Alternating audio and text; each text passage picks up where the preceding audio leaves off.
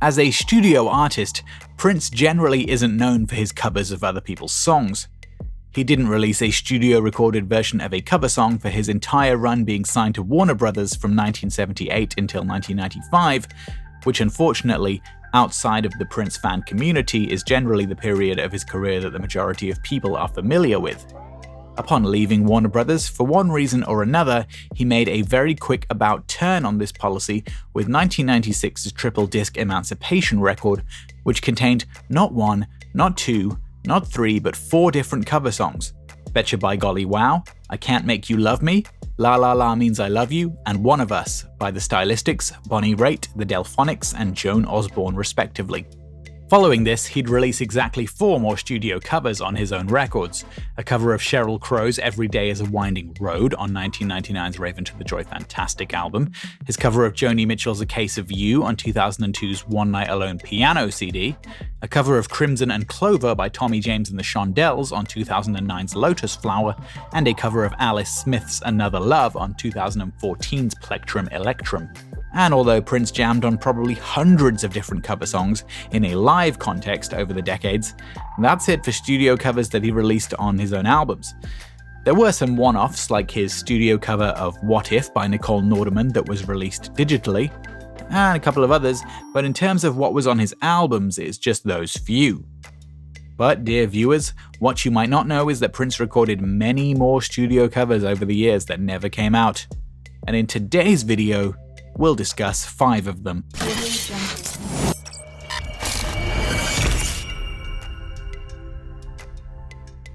The first one might surprise you. Somewhere in 1983 or 1984, at his Kiowa Trail home studio, Prince recorded a cover of The Temptations' 1966 hit song Ain't Too Proud to Beg.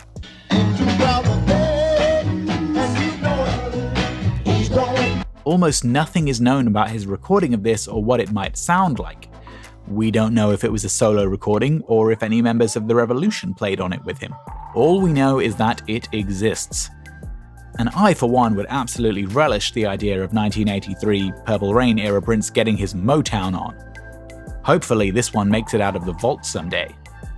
If it did, Prince would find himself in the company of the Rolling Stones, Rick Astley, and Phil Collins, all of whom have recorded studio covers of the exact same song over the years.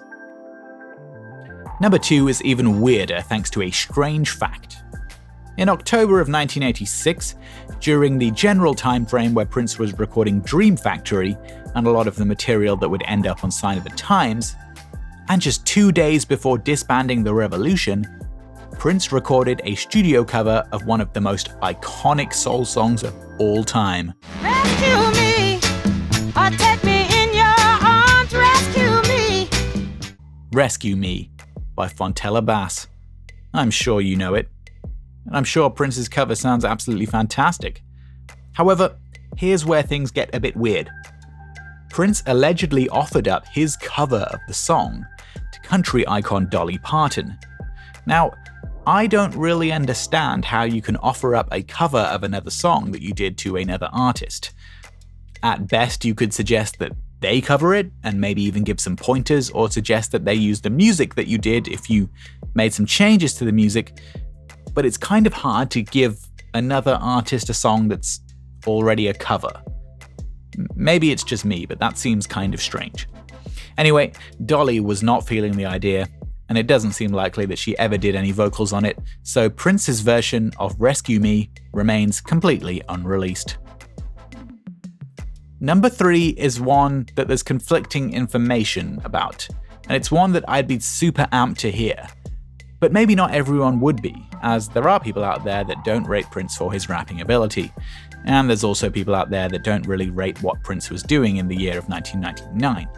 But as someone that loves both Prince's rapping and his Raven to the Joy Fantastic album, I think it's absolutely awesome to hear that during these sessions, Prince may have recorded a studio cover of the iconic Public Enemy song Fight the Power. Fight the power! Fight the power! Fight the power! For me, Fight the Power is one of the greatest hip-hop tracks of all time, so I think it'd be super interesting to hear what Prince's take on that track sounds like. And since he'd recently recorded with Chuck D around that time on the song Undisputed, I wonder if he ever played it to Chuck D. Now there's some conflicting information about this. Prince Vault, which is usually a very reliable website, mentions that this studio cover was played over the PA system at a party at Paisley Park on the 7th of August 1999. What?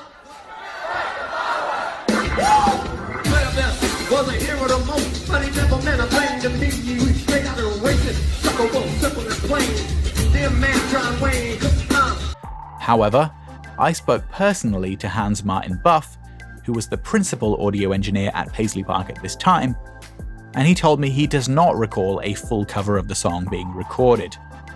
However, Hans does still have all of his studio notes from his time working at Paisley Park, and he very helpfully checked those notes for me.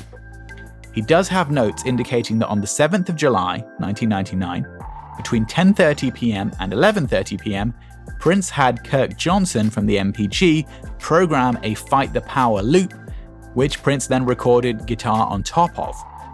But Hans was insistent that no vocals were done in that session.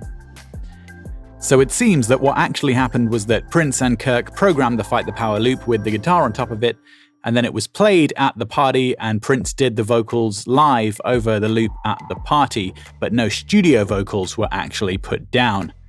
Either way, it would be great to hear that instrumental with the guitar if that appeared on any kind of release at some point. That'd be really cool to hear.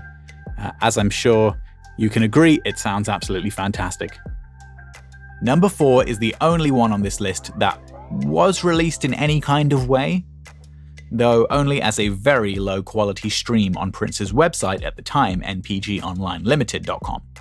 I'm talking about his studio cover of Shania Twain's iconic single You're Still the One. You're still the one I run to, the one that I belong. This one is very special to me, as just a couple of years later, my cousins, producers Simon and Diamond, spent a year living with Shania Twain and her husband Mutt Lange as they produced her album Up.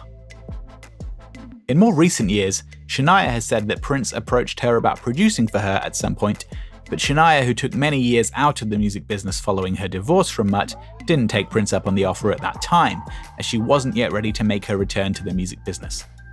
But back to the song. Around June of 1998, Prince and Marva King recorded this studio version of You're Still the One, and in July of 1998, according to Hans Martin Buff, it was configured to be released as the B-side to the single Come On from the new Power Soul album. Come On and its various remixes would come out that October, but the Shania cover ultimately didn't appear on there. It was very briefly later streamed in low quality on Prince's website around the year 2000 or so. Prince Estate, if you're watching, you should definitely release this one. That would make me very happy indeed. And finally, onto track 5. Around the recording sessions for the 2010 album, Prince paid homage to his Minneapolis compatriots, the band Soul Asylum, by recording a cover of their song, Stand Up and Be Strong. Stand up and be strong. Stand up and be strong. For possible inclusion on the 2011 planned Welcome to America album. If you'd like to know more about that unreleased album, watch our Uncovering Prince interview with Morris Hayes from the NPG, who worked heavily on that album. Sadly, that album never came out. Now, unfortunately, not only did that album never come out, but neither did this cover. But we do know that it featured Michael Bland from the NPG playing drums, which makes a whole lot of sense, since Michael also played drums with Soul Asylum for many years. It also featured Elisa Fiorillo as well as Prince on co-lead vocals, and was apparently recorded on the same day as the basic tracks for the song Black Muse, which came out many years later on Prince's final studio album released in his lifetime, 2015's Hit and Run Phase 2. And that's it for this video. Although in the course of our research, we did uncover a bunch of new information about some other Prince cover songs, so perhaps we'll need to make a part 2 to this video at some point. Hope you've enjoyed this video, and let us know, should the Prince estate do an original style album, solely comprised of Prince studio covers? There's certainly enough material for consideration, and probably a whole bunch of stuff we don't even know about. If you've enjoyed this video, don't forget to hit like, share the video, leave us a comment, and if you haven't already, Subscribe to our channel and hit the little bell for notifications so you're always in the purple loop. Until next time, I'm Casey Rain, we are The Violet Reality, and we'll catch you next time. Peace.